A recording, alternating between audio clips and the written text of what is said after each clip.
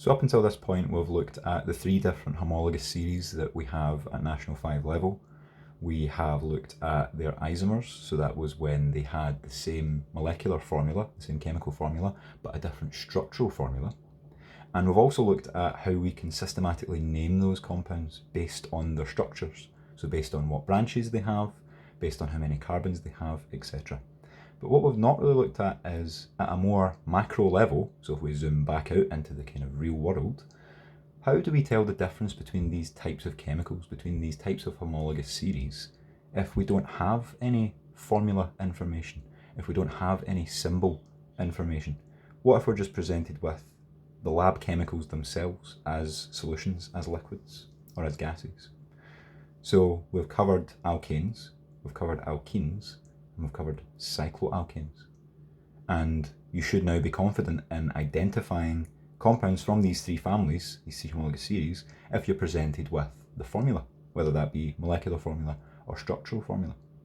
But if I just gave you some labelled bottles or test tubes and they were labelled with the molecular formula alone, would you be able to automatically identify which one was an alkane, which one was an alkene, and which one was a cycloalkane?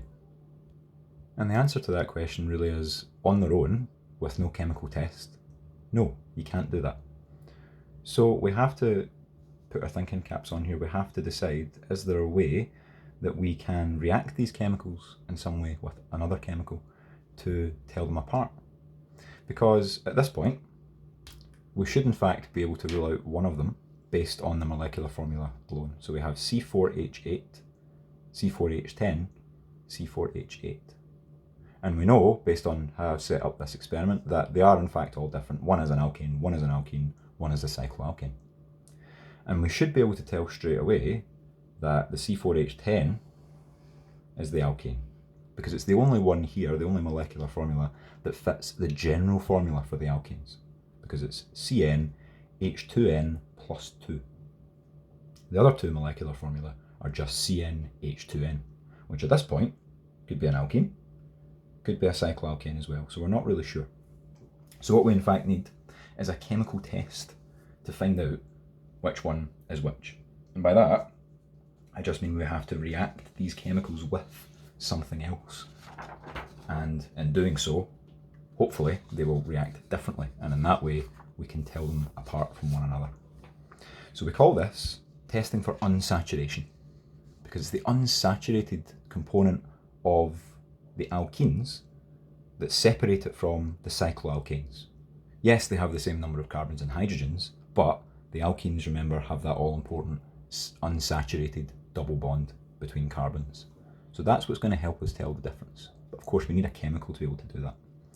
So it's possible to distinguish between an unsaturated compound, one with a double bond, and a saturated compound using bromine solution.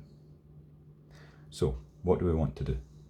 We want to take each of our three compounds, C4H8, C4H10, C4H8, and we know they're all part of the different three homologous series, and we want to add bromine solution to each of them and see what happens.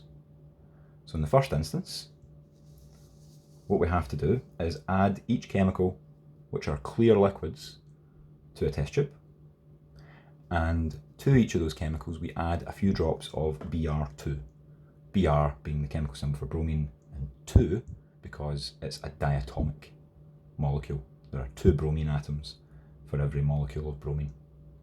So we add that bromine solution, or bromine water as it's sometimes called, to each of our compounds, and what we'll notice is, because of the colour of the bromine solution, it will turn all of these solutions orange. Now that is going to be our chemical indicator, our chemical test, because what we're looking for here is a colour change, and that's going to identify any differences between these compounds. So when we do this, what we'll find is with the alkane, and remember this is the only one that we've been able to identify thus far because it's got an extra 2 hydrogens, we will see no colour change. When we add bromine solution to this alkane, nothing will happen, so it will stay orange. There's no change. For each of our C4H8s, one of which is an alkene, one of which is a cycloalkane, we will see something slightly different. So in one of them, we will also have no change, nothing will happen. However, in the other C4H8, remember we don't know what they are yet, we will see that there's a colour change from orange to clear. It goes colourless. And it goes colourless very quickly as soon as we add that bromine solution to one of the C4H8s. Now this is a process called decolorization, and it's very specific to one of our homologous series. And that's what we're going to look at next.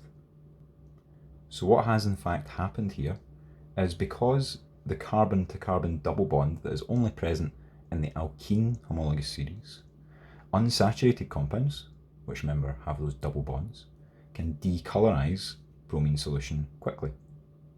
So what does that mean? Well, it means it's the double bond part that is responsible for enabling this colour change to happen, for enabling this reaction to happen, because remember, a colour change indicates that a chemical reaction has occurred. So if a chemical reaction has occurred, it means we've formed something new. We've formed a new chemical product from some starting materials. So let's have a look at what that is.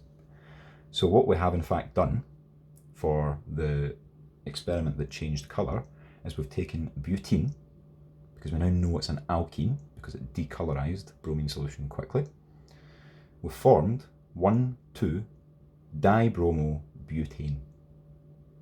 So that seems quite complicated and quite involved, so let's look at each part individually. So what's actually happened is we have taken our unsaturated alkene molecule, which I've drawn here. This is the full structural formula, and you can see it has our double bond. And once we add the bromine solution, which is just two bromine atoms joined together in a molecule, you can see that what's happened is the double bond has gone away. It's become a single bond, so it's now saturated. And instead of these empty spaces next to the carbon atoms that were previously taken up by this extra bond, I now have 2 bromine atoms joined onto carbons 1 and 2 of the chain, and there's 2 of them. So hopefully using that information, the name now makes a bit more sense. So to go through it, it's now butane because it's all saturated single bonds. It's not butene anymore because there's no double bond, it's been used up. It's dibromo because there are 2 bromine atoms that have been added in. And we say 1,2-dibromobutane because the bromine atoms are on carbons 1 and 2. And that's using our systematic naming rules that we learned before. So, looking at that, that was our orange solution, this mixture, that very quickly decolorized to form a colourless 1,2-dibromobutane solution. And you'll notice that I used the word add to describe how the bromine reacts with the butene. That's because this reaction is in fact an example of what we call, very simply, an addition reaction, because we have added a chemical across this double bond. And that is what we're going to look at a little bit more in the next video, but for just now, let's just recap. We go back to the beginning. We now have a set of rules that we can apply to testing unknown chemicals for unsaturation, because we know that that is what we're looking for now. So we can say that the alkene is the C4H8 that decolorizes bromine solution, and the cycloalkane is the C4H8 that